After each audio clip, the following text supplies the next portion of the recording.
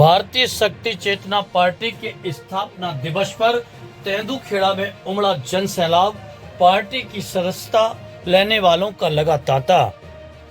भारतीय शक्ति चेतना पार्टी के 13वें स्थापना दिवस के अवसर पर तेंदुखेड़ा में एक विशाल रैली और सभा का आयोजन किया गया। इस कार्यक्रम में पार्टी की राष्ट्रीय अध्यक्षा संध्या शुक्ला और राष्ट्रीय महासचिव आशीष शुक्ला ने शिरकत की। कार्यक्रम की शुरुआत एक विशाल रैली निकाली गई, जिसमें हजारों की संख्या में कार्यकर्ता और आम जनता शामिल हुई। रैली के बाद गौशाला परिसर में सभा आयोजित की गई, जिसमें आशीष शुक्ला ने पार्टी की स्थापना और इतिहास के बारे में बताया। उन्होंने कहा कि उनकी पार्टी समझौता वाली राजनीति नहीं करती है और उन्होंने एक दशक की मेहनत से मध्य प्रदेश और छत्तीसगढ़ में कई प्रत्याशियों को विजय बनाया। राष्ट्रीय अध्यक्ष संध्या शुक्ला ने अपने संबोधन में कहा कि पार्टी के कार्यकर्ता पूरे देश में स्थापना दिवस मना रहे हैं और सभी कार्यकर्ताओं को धर्म युद्ध बताया। उन्होंने कहा कि अन्य पार्टियां चुनाव के समय बड़े बड़े वादे करती हैं, लेकिन उन्हें पूरा नहीं करती। उनकी पार्टी वादे नहीं करती बल्कि करके दिखाती है।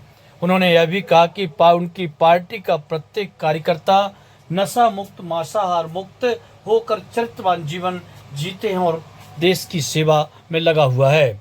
कार्यक्रम के अंत में करीब 800 लोगों ने पार्टी की सदस्यता ग्रहण की। इस अवसर पर पार्टी के कार्यकर्ताओं और नेताओं ने उत्साह और जोश के साथ भाग लिया।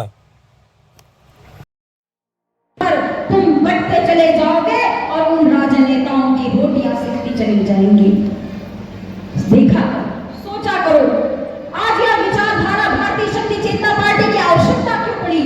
इसकी आवश्यकता इसीलिए पड़ी, हमने भी तो बहुत भरोसे किए, हमने भी तो अच्छे दिन के सपने देखे, मगर आज हमारे अच्छे दिन के सपने चकनाचूर होते चले गए। आज घर चलाने वाली इतनी सारी महिलाएं यहाँ पर बैठी हैं, पूछो उनसे कि महंगाई कितनी बढ़ती चली जा रही है, महीने का खर्चा निकाल पाना कितना मुश्किल होता चला जा रहा है। पहले हमारे लोग कहते थे कि अपना पेट काट करके माँ बाप बच्चों को पढ़ाने की कोशिश करते हैं, अपना पेट काट करके माँ बाप बच्चों को पालने की कोशिश करते हैं।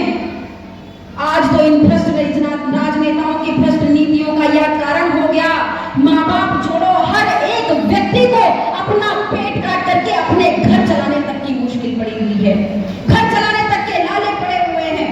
महंगाई चरम सीमा पर बढ़ती चली जा रही है। छोटे से छोटा सामान भी जब दुकानों में खरीदने जाओ तो पता नहीं चलता पानी की तरह जेब से पैसा कब बह जाता है।